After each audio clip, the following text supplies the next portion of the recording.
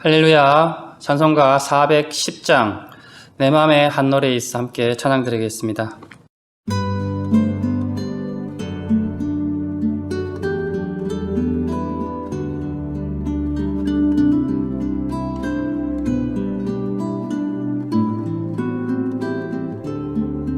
내 맘에 한 노래 있어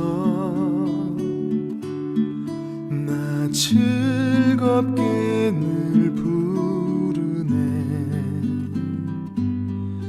이 노래를 부를 때에 큰 평화 임하도다.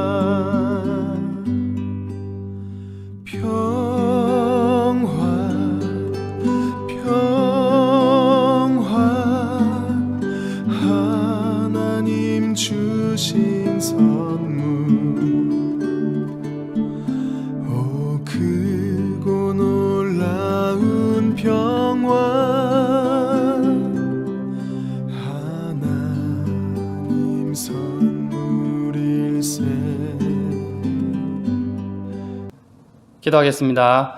하나님 아버지, 우리 가운데 하나님 주시는 참 평안이 언제나 떠나지 않도록 또 이 평안을 많은 사람들에게 나누고 전할 수 있는, 증거할 수 있는 축복의 주인공들 되게 하여 주시옵소서. 이 시간에도 말씀 가운데 함께 하여 주시어서 우리 마음 가운데 정말 세상이 줄 수 없는 놀라운 평안을 체험하는 귀한 시간 되게 하여 주시옵소서. 예수님 이름으로 기도드립니다. 아멘.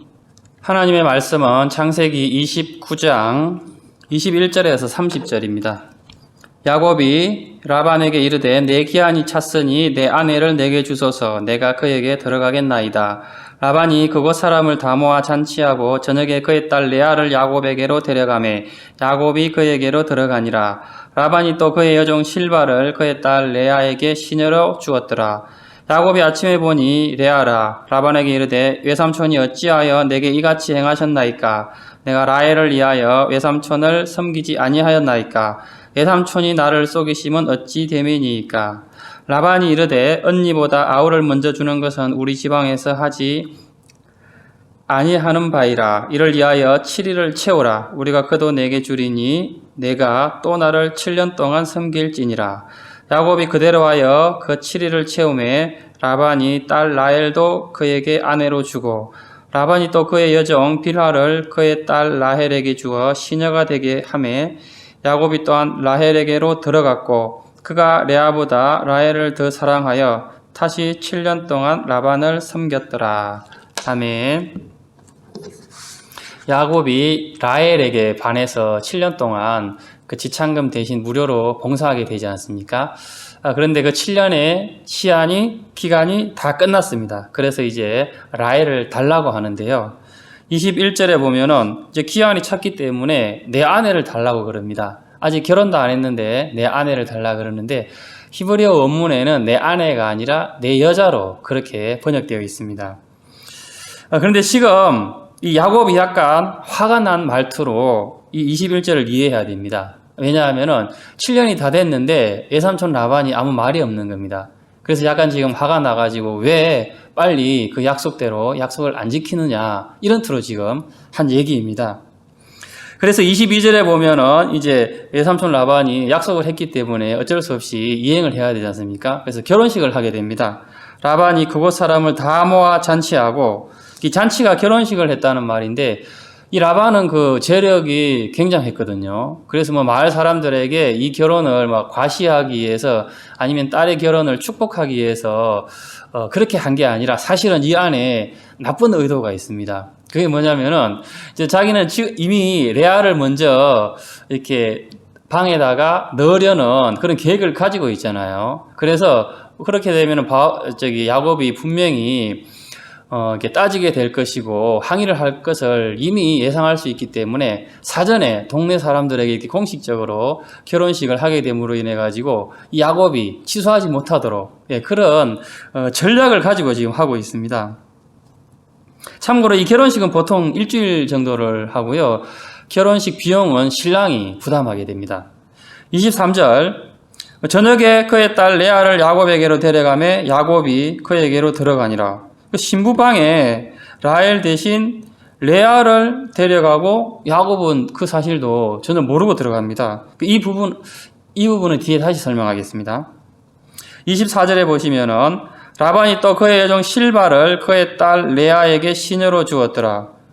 과거 우리나라도 그렇고 근동사회도 여자가 시집을 가게 되면은 그 몸종이라든지 유모가 같이 이렇게 딸려 보냈었습니다. 일반적인 풍습이죠. 25절부터 이제 27절을 보시면은 다시 한번 읽어볼게요.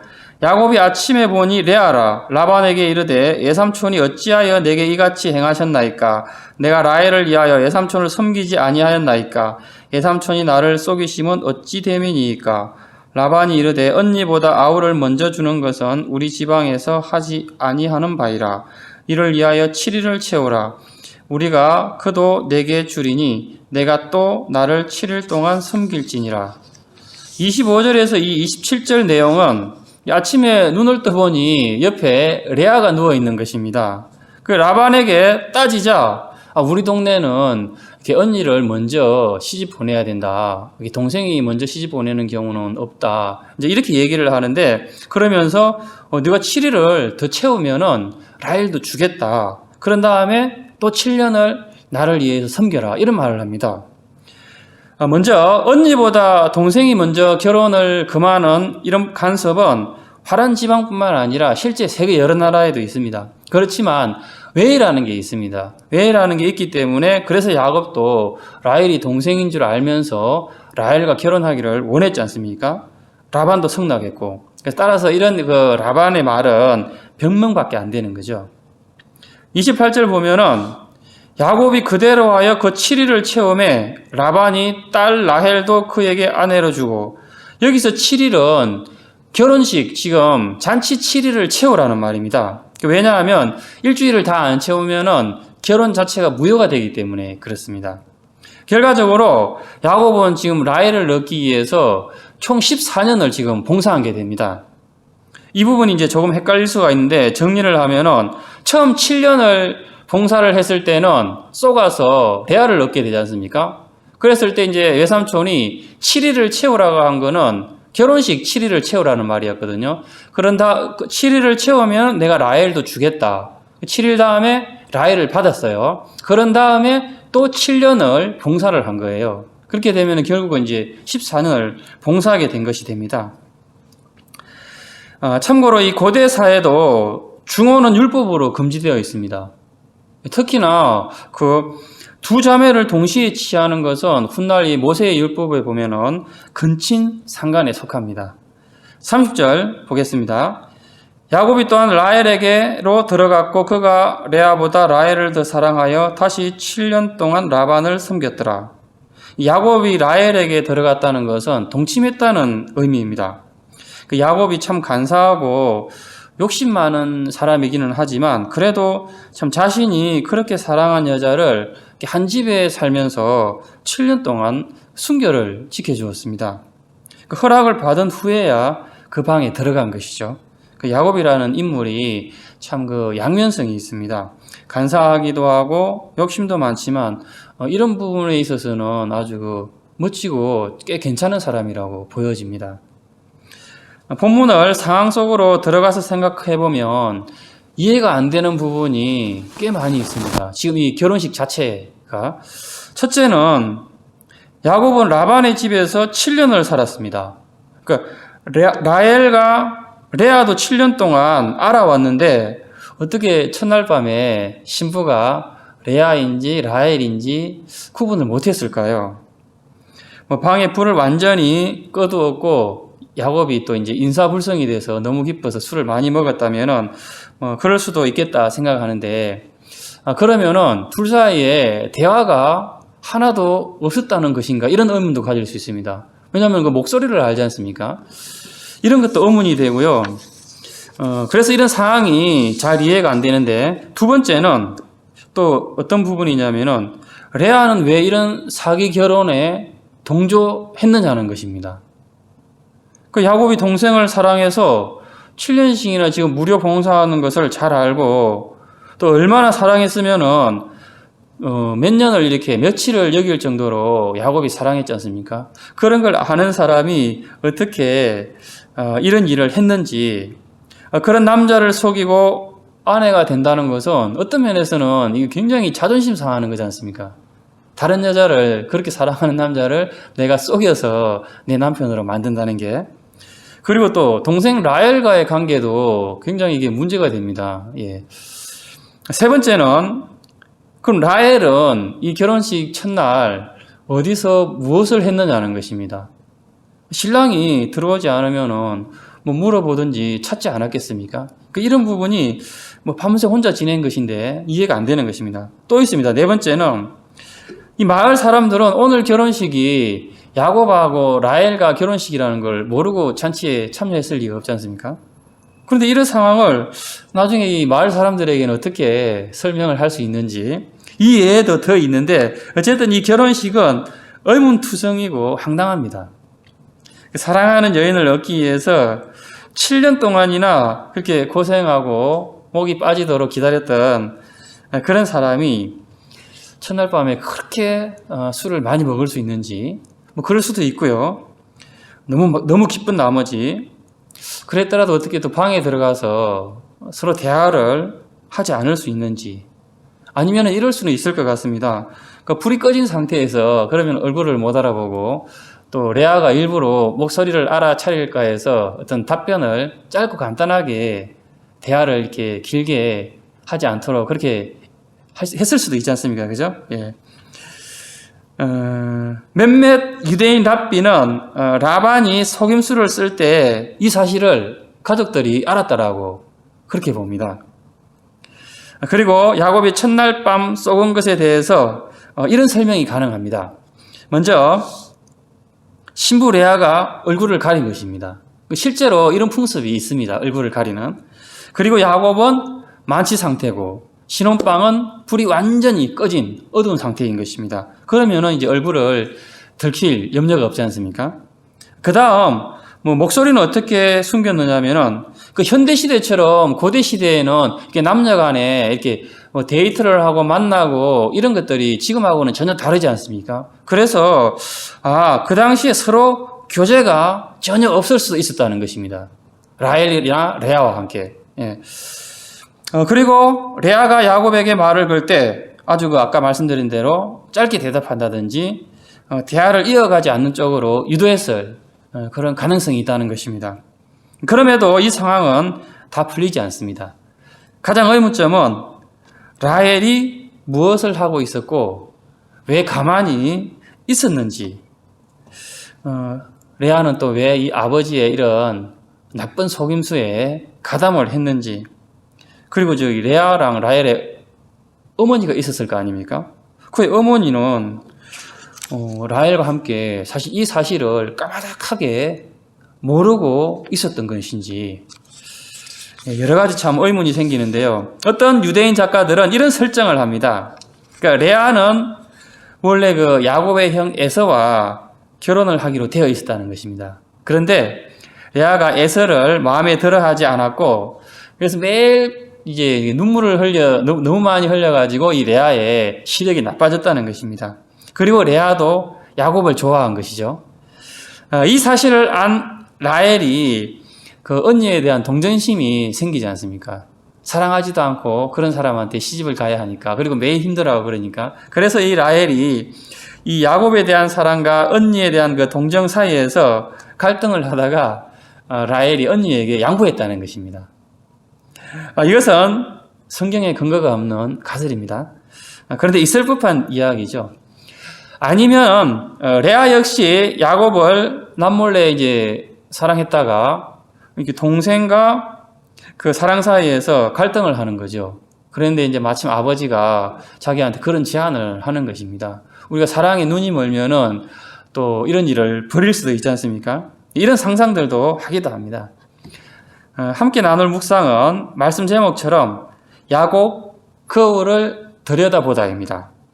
야곱은 아침에 이 모든 사태를 파악하는 순간, 순간적으로 자신이 팥죽 한 그릇으로 그 형을 속이고 또 엄마와 모의해서 아버지 이삭을 속였던 그 일이 생각났을 것입니다. 그리고는 사필 기정이다. 내가 벌받았구나. 하나님의 징계다. 이런 생각을 했을 수 있을 것입니다. 그래서 라반이 7년 동안 또 봉사를 하라고 요구하는데 그냥 받아들입니다. 어쩔 수 없이 그냥 받아들인 게 아니라, 물론 라헬을 사랑해서 이 말도 안 되는 제안을 받아들일 수도 있지만 이 상황 자체가 사필 기정이라는 그런 생각 때문에 자기가 받아들여야 한다고 생각하고 순응했는지도 모른다는 것입니다. 유대인의 미드라시 베레시트 라바에는 이런 글이 있습니다. 참 재밌습니다. 하루 종일 성대한 결혼식이 진행되었다. 야곱은 어째서 제게 이렇게 큰 친절을 베푸십니까? 라고 묻자 그들은 당신이 우리와 함께하면서 좋은 일을 많이 해주었습니다. 라고 대답했다. 그리고 그들은 야곱을 칭찬하며 노래했다. 하리하리. 하리하리는 깊은 척하며 속이는 그런 노랫말입니다. 저녁이 되어 그들이 와서 모든 불을 끕니다. 야곱이 왜 불을 다 끄십니까? 하고 묻자 그들은 오해 마세요. 우리 동네는 어두움 가운데 신부를 신랑에게 데리고 오는 것이 신부의 정숙을 나타내는 것이고 전통입니다.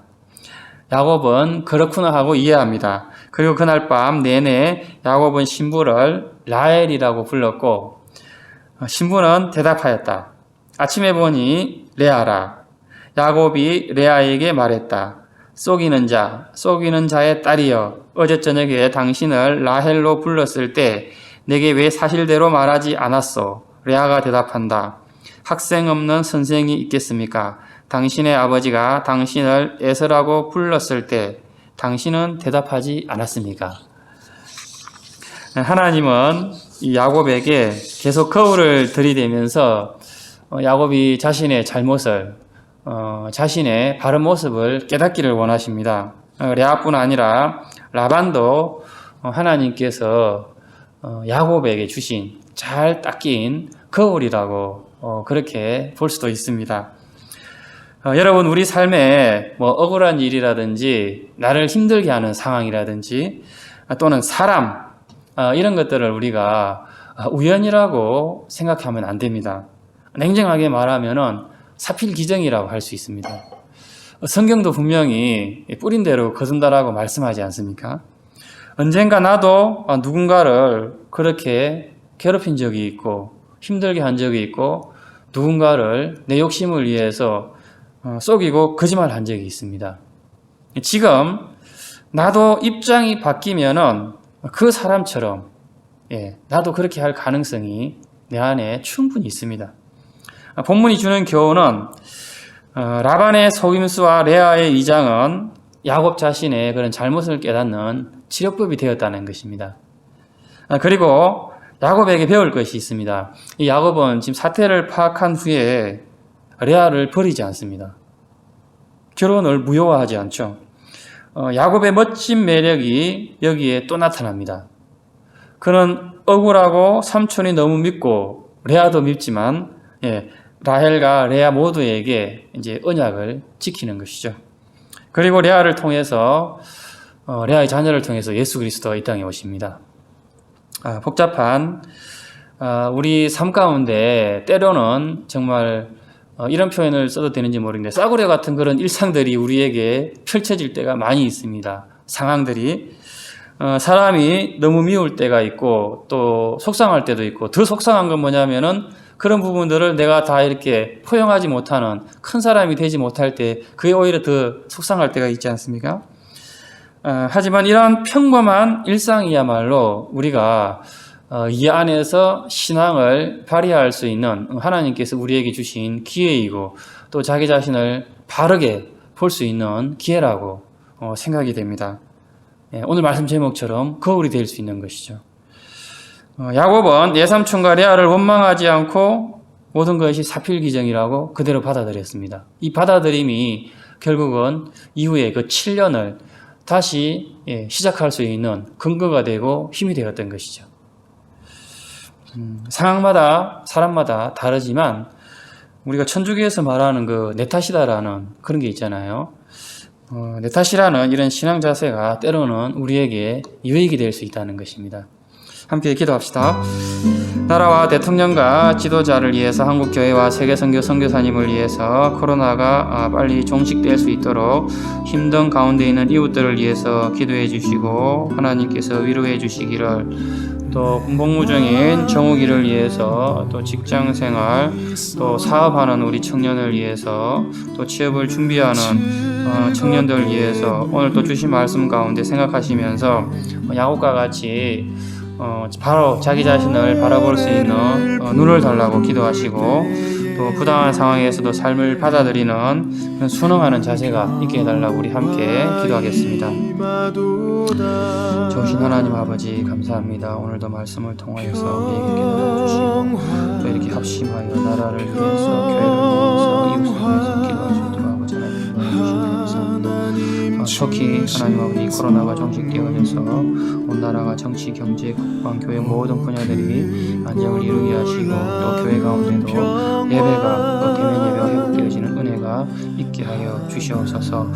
특별히 우리 청년들을 하나님 아버지 기억하여 주시옵시고, 군복무 중인 정옥이 건강과 안전을 지켜주시며, 또 가족들에게 좋은 소식, 우리에게 좋은 소식들만 들려지게 하시고 하나님의 은혜 속에 본 생활을 잘 마무리하게 하여 주시옵소서. 또 직장을 구하는 청년들 하나님께서 순적한 길로 좋은 직장 만나게 하시고, 또 사업하는 우리 청년들 하나님께서 함께하여 주시옵시고 축복하여 주시옵소서. 하나님의 은혜 속에 모든 일들이 이루어질 수 있도록 이루어낼 수 있는 우리 청년들이 되게 하여 주시옵시고, 공부하는 청년들에게 지혜와 명철 주시고, 또 뿐만 아니라 오늘 말씀을 통해서 우리 사랑하는 청년들이 야곱과 같이 자기 자신을 바로 바라보게 하시고, 또 부당하고 어려운 상황에 처할지라도 그 바라보는 그러한 관점들이 변화되어져서 하나님의 인도하심에 잘 순종하고 순응할 수 있는, 그래서 합력하여 선을 이루어내며 하나님께 영광 돌릴 수 있는 우리 청년들 모두 되게 하여 주시옵소서.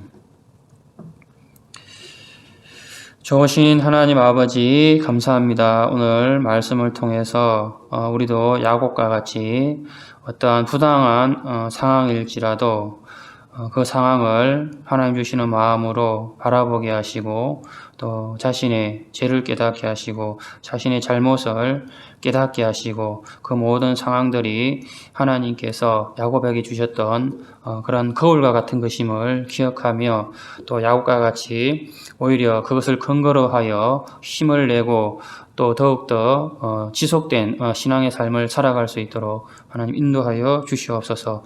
우리 군에 있는 정우기를 기억하여 주시고 축복하여 주시옵시고, 안전하게 건강한 모습으로 제대할 수 있도록 하나님 인도하여 주시고, 학업 중에 있는 청년들, 사업하는 청년들, 일터에 다니는 청년들, 또 직장을 구하는 청년들 위해 하나님께서 은혜로 함께하여 주시옵소서. 감사를 드리며 예수님의 이름으로 기도드립니다. 아멘.